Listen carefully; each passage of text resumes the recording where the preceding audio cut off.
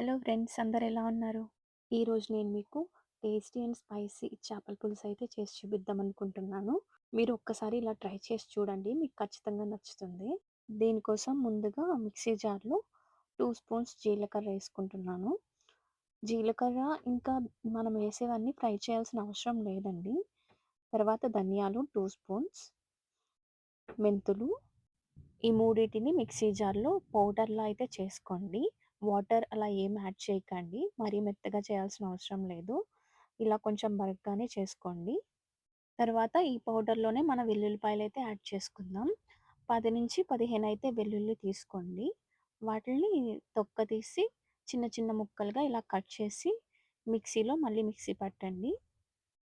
దీనిలో అయితే వాటర్ అసలేయకుండానే ఇలా మిక్సీ పట్టండి పేస్ట్‌లాగా. వెల్లుల్లిలో కొంచెం వాటర్ ఉంటుంది కదా! ఆ వాటరే దీనికి సరిపోతుంది. మనం ఎక్స్‌ట్రా వాటర్ ఎయాల్సిన అవసరం ఏమి రాదండి. దీన్ని పక్కన పెట్టుకొని ఇదే మిక్సీ జార్‌లో మనమైతే ఒక టమాటో తీసుకుందాము. నేనైతే ఒక టమాటో తీసుకుంటున్నాను. ఈ టమాటోస్ కూడా ప్యూరీలా చేసుకొని పక్కన పెట్టుకోండి. దీన్నైతే మెత్తగా అయితే చేసుకోండి. లేకపోతే టమాటోస్ అక్కడక్కడ తగిలితే అంత బాగోదు. ఒక చిన్న నిమ్మకాయ సైజ్ అంతా చింతపండయితే తీసుకొని ముందే సోక్ చేసి పెట్టుకోండి. సో, మనం కర్రీ చేసే టైంకి బాగా నాని పల్పంతా మంచిగా వస్తుంది. ఇప్పుడు స్టవ్ ఆన్ చేసి పాన్ తీసుకొని దాంట్లో ఆయిలేయండి. చేపల కూరకి ఆయిలయితే ఎక్కువగానే పడుతుందండి. దాన్ని బట్టి చూసుకొని ఆయిలయితే యాడ్ చేయండి. నేనేసింది ఆల్మోస్ట్ ఒక 4-5 స్పూన్స్ పైనే ఉంటుంది. ఈ ఆయిల్ కాగినాక దీంట్లో మనం ఆనియన్స్ అయితే యాడ్ చేసుకుందామండి. ఫస్ట్ సన్నగా కట్ చేసిన ఆనియన్స్ ఏస్తున్నాను. దాంట్లోనే చిల్లీస్ ఏస్తున్నాను. ఒక 10 ఉంటాయండి చిల్లీస్ అవి. చిల్లీస్ యాడ్ చేస్తున్నాను. చిల్లీసే యాక్చువల్లీ టేస్ట్ వస్తాయి చేపల కూరకి. అండ్ బెండకాయ కూడా ఇప్పుడే ఏస్తున్నాను. బాగా ఫ్రై అయ్యి బాగా కుక్ అవుతుందనమాట.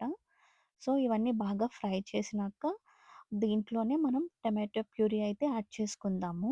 టమాటో ప్యూరీ అయితే వాటర్ అంతా పోయే వరకు అయితే ఫ్రై చేసుకోండి. ఫ్రై చేసుకున్నాక కారం, తగినంత సాల్ట్, ఇంకా పసుపు వేసుకుందాము. ఇవన్నీ వేసుకొని మనమైతే బాగా మిక్స్ చేసుకున్నాక ఆయిల్ కొంచెం పైకొచ్చే వరకు అయితే కలుపుతూ ఉండండి. కింద అడుగు పడుతుంది. దీనిలో ఇప్పుడు మనం ముందుగా మిక్సీ చేసుకున్న ధనియాలు, జీలకర్ర, వెల్లుల్లి పేస్ట్ అయితే ఏసి ఇది కూడా ఆయిల్ పైకొచ్చే వరకు ఫ్రై చేసుకోండి. 2-3 మినిట్స్. ఇలా ఫ్రై చేసుకున్నప్పుడే కరివేపాకు కూడా యాడ్ చేసుకోండి. నేను వేయడం మర్చిపోయాను. దీంట్లో ఇప్పుడు 1 కప్ వాటర్ యాడ్ చేస్తున్నానండి. వాటర్ వేసుకొని అంతా బాగా కలుపుకోండి. ఇప్పుడు దీంట్లో మనమైతే చింతపండు రసం యాడ్ చేసుకుందాము. ముందుగా మనం నానబెట్టుకున్నాం కదా! ఆ చింతపండయితే యాడ్ చేస్తున్నాను నేనిప్పుడు. మనం ఈ చింతపండు రసం వేసినాక ఒక 5-10 మినిట్స్ అయితే ఇది బాగా కుక్ చేసుకోవాలండి. చింతపండు పులుసు బాగా ఉడికాక మనం ఇప్పుడు దీంట్లో చేపలైతే యాడ్ చేసుకుందాము. దీంట్లో ఇంకా వాటర్ యాడ్ చేయాల్సిన అవసరం లేదండి. ఎందుకంటే చేపల నుంచి కూడా కొంచెం వాటర్ ఒస్తాయి కాబట్టి. చూసారా? ఈ చేపలను నేను ముందుగా వాష్ చేసి పెట్టుకున్నాను. క్లీన్ చేసి వాష్ చేసి పెట్టాను.